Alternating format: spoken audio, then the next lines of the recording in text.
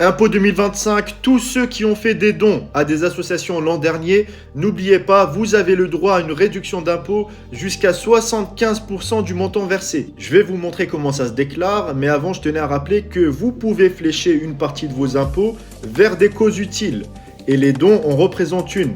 Bien sûr en tenant compte de la fiabilité de l'association. Alors il y a différents types de dons, mais je vais en citer les deux principaux. Les dons à des organismes d'intérêt général et les dons à des organismes d'aide aux personnes en difficulté. Dans le premier cas, les dons ouvrent le droit à une réduction d'impôt de 66% du montant versé.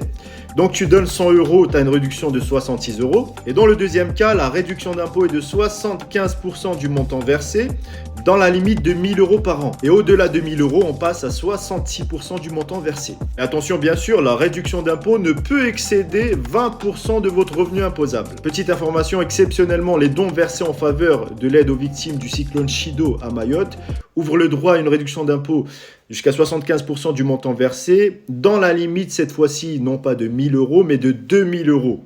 Et la fraction au-dessus de 2000 euros passe à 66%. Et pour déclarer vos dons, rien de plus simple. Dans votre déclaration de revenus, vous allez à la section réduction et crédit d'impôt et vous allez déclarer le montant de votre don dans les cases correspondantes allant de 7 UD à 7 VC.